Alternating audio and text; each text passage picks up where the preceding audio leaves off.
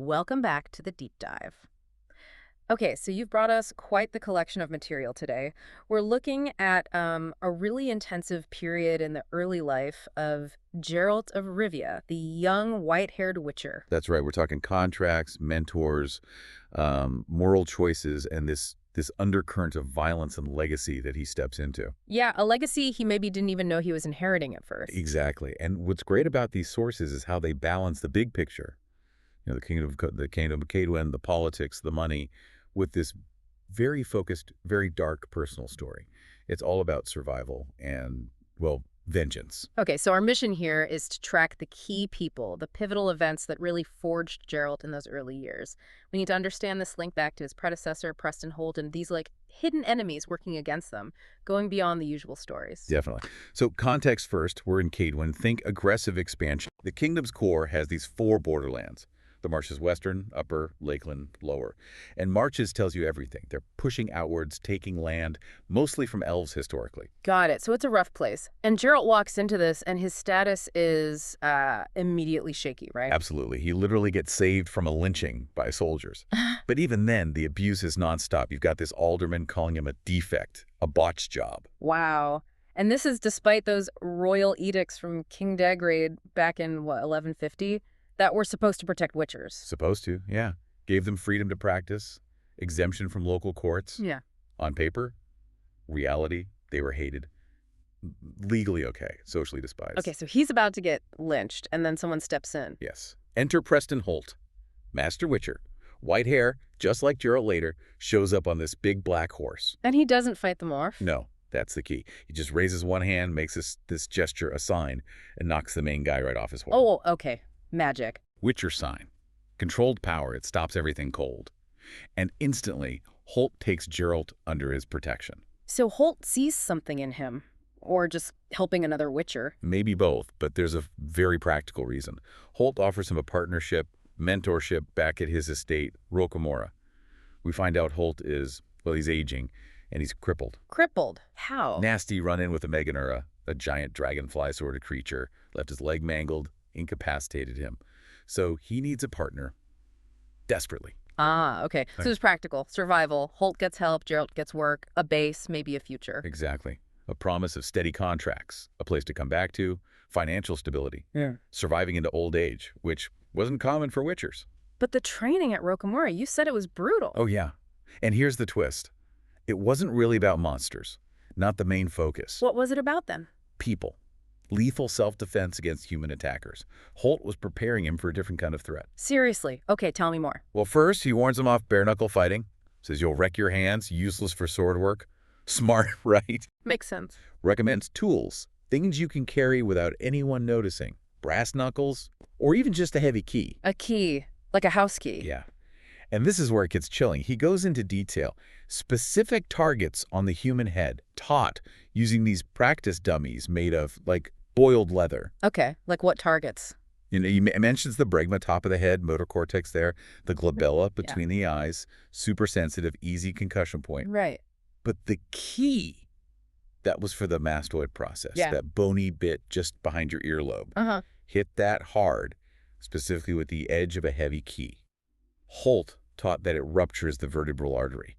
Instant blackout. Fatal. My God, just with a key. That reframes everything. This isn't just about surviving monsters anymore. Not at all. Holt was training an efficient killer for human conflicts. It's a huge shift in the Witcher mindset, or at least Holt's mindset. And this professionalism, it carried over into the business side, too. Absolutely. Enter Timur Voronov, Holt's agent.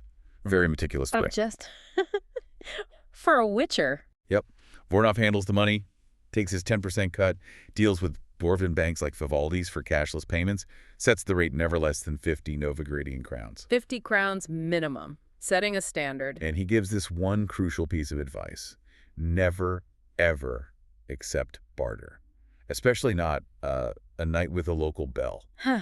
Okay.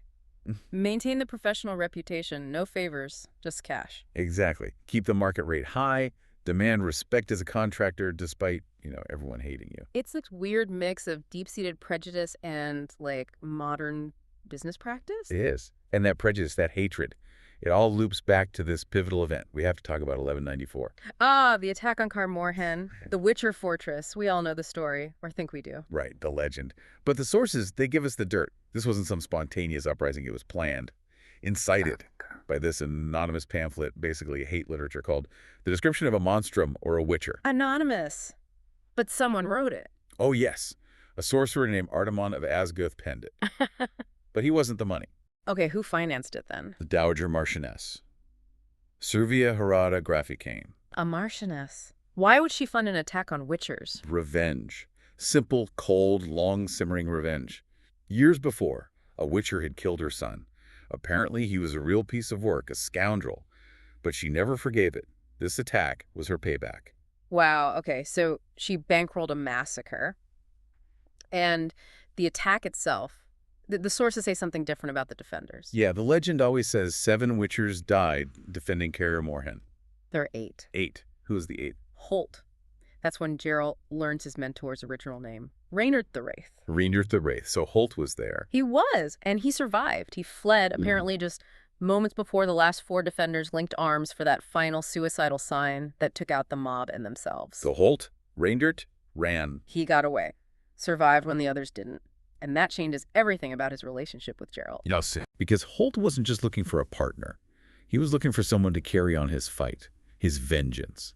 Think about the name of his estate, Rocamora. Rocamora. Does that mean something? In Elder speech, the old Elven language, Ro'akamora means retribution, revenge. Okay. Wow. So the whole setup, the partnership, the training, the business, it was all built on Holt's, on Reynard's quest for revenge from 1194. Pretty much. He'd already dealt with the 3 main ringleaders of the mob himself, Otto Margulies, Kari Nord, Remco Chwalba. Now, he was grooming Geralt. Grooming him to continue the vendetta. Heavy stuff. Extremely. And Geralt has to navigate this, figure out his own way, while taking on contracts that have their own messy consequences. Right, like that Epiornis contract, that giant bird. Yeah, the Epiornis maximus, this supposedly extinct terror bird in the Western March. Geralt successfully kills it. Success. Good payday. Sure, but look what happens next. He sells the carcass to this restaurateur, Ezra Metzgerkop. Metzgerkop roasts it, throws this huge feast for King Miodrag, compresses him so much he gets granted a baronial title. So Geralt kills a monster and some chef gets promoted to nobility. Exactly. Shows how even a simple contract ripples upwards into politics and high society. His actions have unintended consequences. But not all contracts end well or cleanly. The Glass Mountain Curse one sounds rough. Very rough. Deadly black slime killing people. Geralt investigates, finds the source. It's a curse cast by a local dyer. Why? Revenge again. The town burgomaster had killed her son. She was striking back. So Geralt finds her. Then what? He has to stop the curse. It's spreading. The only way is to, well, deal with the caster. He's forced to kill the dyer. Oh, man. He has to kill someone acting out of grief. Yeah. The sources describe the killing blow as an annihilating intersecting cut. He does what's necessary to stop the deaths, but the cost is huge. He executed a grieving mother. And does he even get credit for stopping the curse? Nope. The local authorities, wanting to keep control, pin it on a priest, who then tries to skip town. It shows how Witcher work gets twisted, used politically. The truth gets buried. Okay, that's grim. But you mentioned one failure that really stuck with him. The Striga. The Striga of Brunanburh. This was in the Upper March. Contract from Margrave Luitpold Lindenbrog. Striga, that's like a cursed monster, right? Sometimes from incest? Often, yes. And in this case, the Striga was the Margrave's own daughter, transformed by a curse. Oh, no. So Geralt's job was to lift the curse, save the girl. Exactly. The key was survival, non-lethal engagement.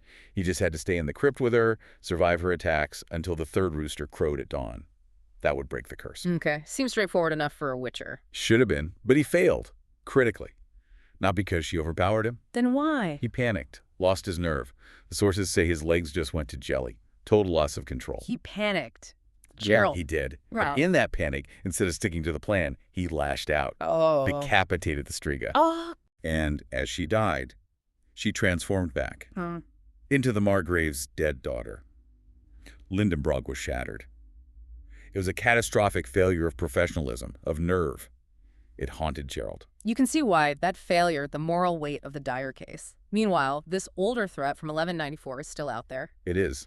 Artemon, the sorcerer who wrote the pamphlet, and the Marchioness Grafficaine, the money behind it, Mm-hmm. they're not done.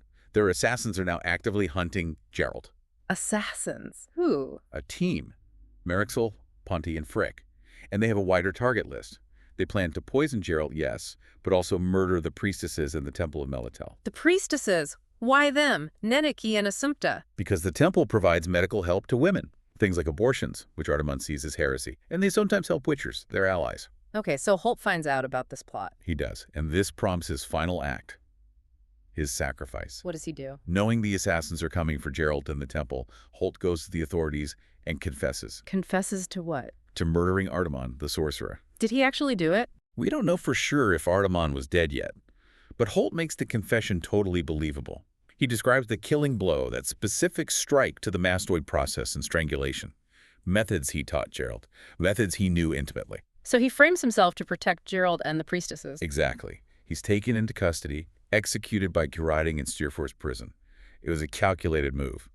Beforehand, he even sold Rocamora, renaming it Sunny Valley, cutting Geralt's ties to that place of retribution. Wow. He handed the torch and the vendetta to Geralt. Completely. And Geralt picks it up. Now it's personal. He starts hunting the Marchioness's hit squad. How does he find them? They use specific safe houses marked with a little straw bundle sign. He tracks them down. He finds Sibor Punky, the one described with a broken nose and a droning voice, in a town called Piana. And Geralt kills him. How? By carotting him. With twine and a wooden dowel. The exact same method used to execute Holt. An eye for an eye. Literally. Poetic justice or just brutal symmetry.